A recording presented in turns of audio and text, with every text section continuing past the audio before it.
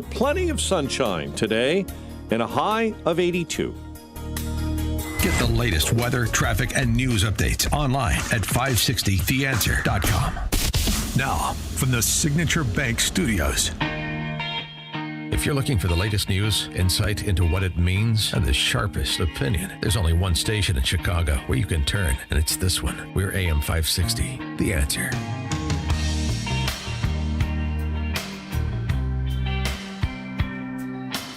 Top of the morning, Dan Proft here. So President Trump telling Trey Ying's Fox News yesterday that we're going to beat the effing blank out of the Iranians after their attempted strike at a U.S. air base in Jordan. And so the strikes have continued after a pause. But some distressing news. The Telegraph across the pond reporting that the Chinese communists are providing Iran with 400 rocket launchers to continue to aid their efforts to sustain retaliatory strikes against America and our Gulf state Israel, obviously, and our Gulf state allies. For more on all of this, the state of play and how she thinks it's going, please be joined, as always, by KT McFarland, former First Deputy National Security Advisor to President Trump, author of Revolution, Trump, Washington, and We the People. KT, thanks for joining us. It's a pleasure. Thank you. So what about that news out of Beijing that the Chinese communists are not standing down as President Trump had hoped after his meeting several weeks back with Xi? Well, President Trump was asked about this yesterday in the Oval Office at a press briefing, and he said that he did not think the Chinese were doing it. It's a report out of Reuters, not confirmed by anybody. And he said he would be surprised if China was doing it because Xi Jinping personally told him that they would not get involved to that level. If they are doing it, it's an escalation on China's part. We know they're probably giving them intelligence. They're probably still trying to figure out a way to buy Iranian oil, but they're not giving Iran weapons at this point. And if they do, that's a significant escalation on China's part.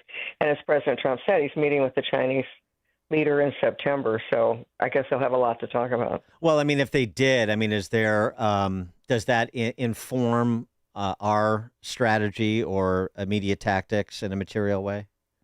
No, I don't think so. Everybody's frustrated because we have ceasefire and then they resume fighting. It just seems like it's going on forever, like a slow drip. But if you take a step back and see, well, what's really happening? Every time the price of oil goes to about $100 a barrel, we have a ceasefire. And then it goes down to about $80 a barrel. And then Iran breaks a ceasefire, something goes wrong, and then the price climbs back up to $100 a barrel while we're fighting. And then it goes back to 80 to 100, 180, back and forth. And at the same time, remember, that's not really hurting. It's not doing any more damage to our economy or any higher gasoline prices in the U.S. But what it is doing is hurting Iran economically because ceasefire, no ceasefire, that blockade is still in effect. So no ships are going in and out of Iranian ports, number one. Number two, in this period of time of the back and forth, the Gulf Arabs have joined with us to the point where Saudi Arabia worked with the United States to attack Iranian-sponsored forces in Iraq. So we've got a whole realignment of the Middle East where the Gulf Arabs, who historically sit on the sidelines, because there's always a war in the Middle East, right? But the Gulf Arabs, Saudi Arabia, and others, they sit on the sidelines. They're not on the sidelines now. They've joined with us. And then the third thing that's really changed is that as a result of this war, a lot of the countries who normally buy Middle East oil are saying, enough already. This is too dangerous. Whether it's Iranian oil or anybody else's oil from the Middle East, they're buying American.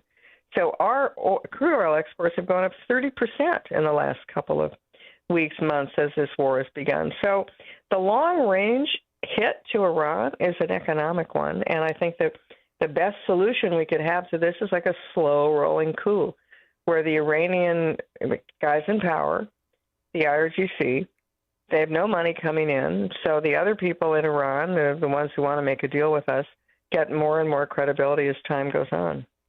It's interesting. What I hear you saying is something that Walter Russell Mead sort of intimated in a recent piece which is not necessarily a customary source for optimism, but with respect to Trump policy. But he basically... That's a very fair assessment. They're not winning the war. I mean, they have no military capabilities left. They can fire a few missiles here or there. It causes a little problem. But it's just not. They're not resuming combat operations. They're no longer really controlling the strait. And every month that passes, their ability to use the Strait of Hormuz as a global blackmail racket goes down because countries are going to buy American or they're going to buy from pipelines. So Iran is losing. They're just not losing dramatically and on the front page of the New York Times, shall we say. And quickly before we let you go, I know you got to go, but the capacity to extend this for as long as it needs to be extended for this slow bleed, this is being discussed a lot. We're down to about a third, reportedly, of the Patriot missiles we had prior to the start of hostilities. And, about the same proportionally, maybe half of the terminal high altitude air defense interceptors remaining. Yeah. Is that a real concern, or are we replenishing at a pace that will allow for us to sustain? I'm never worried about the United States' ability to rapidly produce weapon systems. We just need to have funding from Congress, and we can do it. Look, we've always done it. In World War II, we can rapidly ramp up.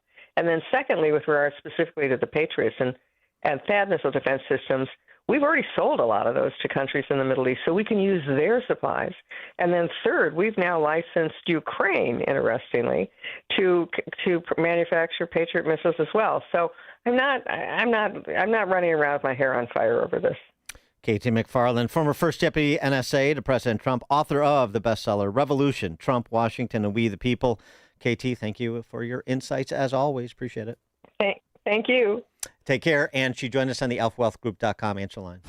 It's news, opinion, insight. This is Chicago's Morning Answer on AM 560. The Answer. Mike Lindell and the MyPillow employees want to thank you for your great support this past year. They want to make 2026 the best year ever. So to thank you, they are giving you free shipping on your entire order and wholesale pricing. So they are bringing back the mega sale.